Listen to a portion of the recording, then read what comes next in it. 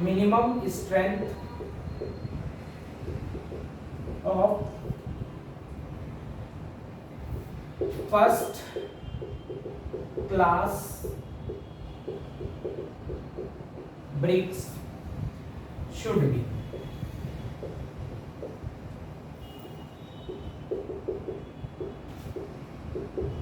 Option A 15 newton per mm square, option B 13 newton per mm square, option C 12 newton per mm square, और option D था आपका 10 Newton per mm square. ये question आया था CGPSC state engineering service 2020 के एई के paper में। SES 20 का क्वेश्चन इतना सड़ा था, है ना।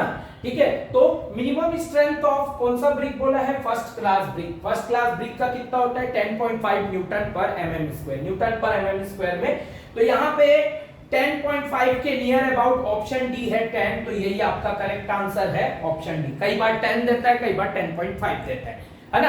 समझ में आया? तो नियर अबाउट इसका आंसर था ऑप्शन डी, और यही आपका फाइनल आंसर भी उसने कंसीडर किया था। ठीक है, तो इतना सिंपल क्वेश्चन है। ऐसे ही आपको second class brick, third class brick, class ए ब्रिक या कॉमन बिल्डिंग ब्रिक देगा तो आपको पता होना चाहिए, है ना। याद रखना, ये इस फॉर्म में भी पूछता है और ये इस फॉर्म में भी पूछता है। एसएससी में आपका इस फॉर्म का पूछा हुआ है और आपकी स्टेट में एई में इस फॉर्म का पूछा है, तो दोनों एक ही चीज है। बेसिकली वो एक रिलेशन है, 1 न्यूटन पर mm स्क्वायर में होता है 10 kg पर सेंटीमीटर स्क्वायर, बस। तो जैसे ही मैं न्यूटन पर mm स्क्वायर को कन्वर्ट करूंगा तो यहाँ पे 10 से मल्टीप्लाई करूंगा तो 10.5 इंटू 10 करूंगा तो 105 वो kg पर सेंटीमीटर स्क्वायर में कन्वर्ट हो जाएगा। तो दोनों तरीके से आपको याद रखना है और ये रिलेशन आप लिख लेना कहीं पर ताकि आप भूलो मत। ठीक है, तो मैंने दोनों तरीके से आपको बताया। देखो भाई, ये में 4 क्वेश्चन नहीं 8 क्वेश्चन छुपे हुए हैं। कैसे?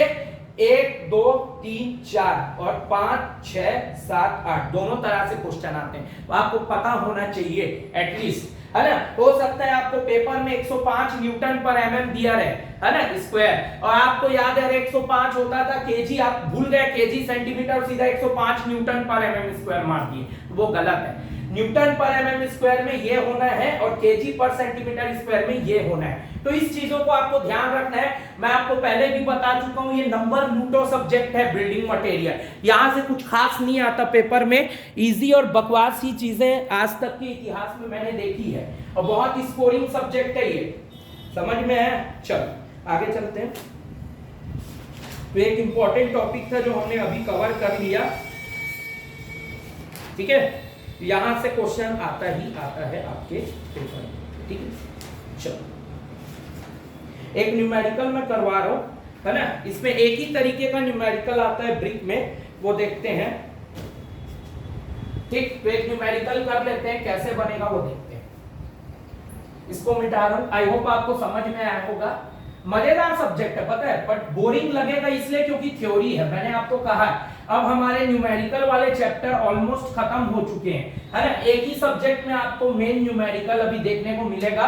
एस्टिमेटिंग कॉस्टिंग में कोई उतने न्यूमेरिकल नहीं है, छुटके मुटके हैं थोड़े बहुत, ज्यादा उसको पढ़ना भी नहीं क्योंकि वहां से ज्यादा क्वेश्चन आने नहीं वाला पेपर में आपके, है ना भाई। ठीक है, जो मेन न्यूमेरिकल वाले थे वो सब निपट चुके हैं। अब एक हाईवे इंजीनियरिंग है, उसमें न्यूमेरिकल रहता है, ट्रैफिक से रिलेटेड, मतलब ट्रैफिक नहीं, वो हाईवे से रिलेटेड न्यूमेरिकल रहता है ना। समझ में है, साइड डिस्टेंस वगैरह से, ठीक है। तो वो मैं बताऊं वही, उसके लिए तो बेफिक्र कर रहा हूं। चलो, तो एक न्यूमेरिकल करते हैं। एक कॉमन क्वेश्चन जो आता है आपके पेपर में बिल्डिंग मटेरियल से न्यूमेरिकल, ठीक है। तो ये आता है क्वेश्चन इस टाइप का, find the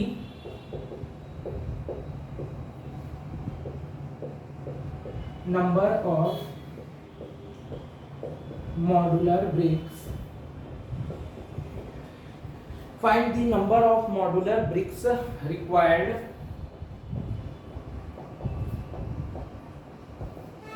for number of modular bricks required for 1 cubic metre of brick masonry. ठीक है, इस टाइप का क्वेश्चन आता है, कभी 1 क्यूबिक मीटर देगा, कभी 2 क्यूबिक मीटर, कभी 3 वगैरह वगैरह, और आपको पूछेगा क्वेश्चन में कि कितने ईंटें हैं वो निकालो। ठीक है, समझ में आया? तो आपको क्या बोला है, मॉड्यूलर ब्रिक। ठीक, अब यहां पे हमेशा याद रखना, जब भी ये न्यूमेरिकल आएगा आपके दिमाग में साइज का लोचा आएगा कि मुझे एक्चुअल साइज लेना है या स्टैंडर्ड साइज लेना है या फिर नॉमिनल साइज लेना है मोटार के साथ। तो हमेशा याद रखना, always nominal size is considered for this numerical.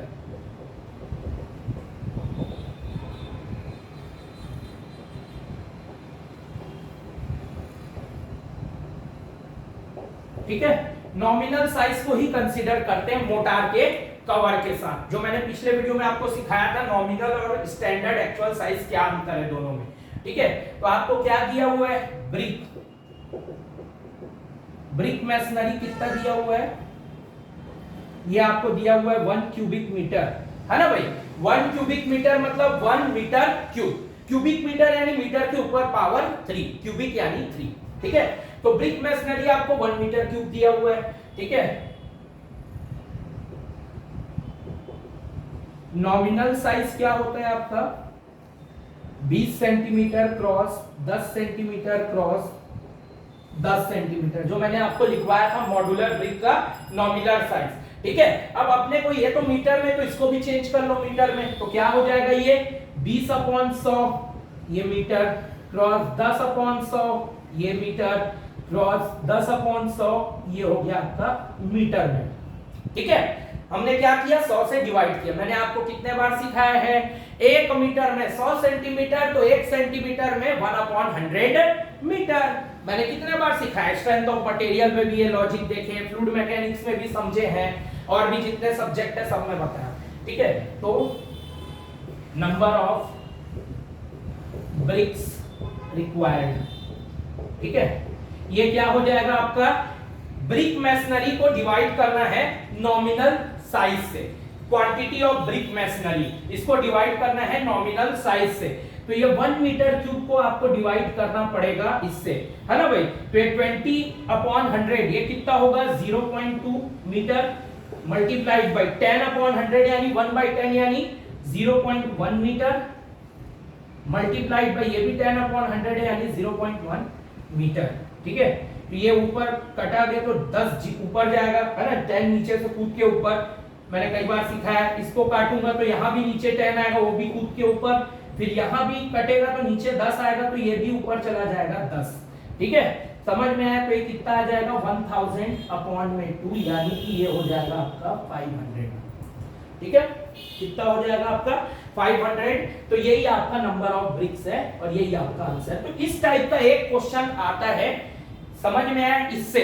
ठीक, एग्रीगेट से न्यूमेरिकल आता है, वो अलग टाइप का रहता है, वो मैं आगे बताऊंगा। यूजुअली ब्रिक से अगर कोई न्यूमेरिकल आता है तो वो इस टाइप का आता है कि नंबर ऑफ ब्रिक बताओ कितने होते हैं। तो इस टाइप से सिंपल सड़क से वो बनता है, इसमें कुछ खास नहीं था समझने का, बहुत इजी था, समझ गए। ठीक, तो आई होप आपको समझ में आया होगा। कुछ नहीं, नॉमिनल साइज हमने लिया, 1 क्यूबिक मीटर दिया हुआ था, इसको मीटर में कन्वर्ट किया, 1 क्यूबिक मीटर को डिवाइड कर दिया इससे, तो आ गया नंबर ऑफ ब्रिक्स। ठीक, आई होप आपको समझ में आया होगा, कुछ खास नहीं था। ठीक है, ज्यादा टेंशन भी लेने की जरूरत नहीं है, है ना भाई। चलो।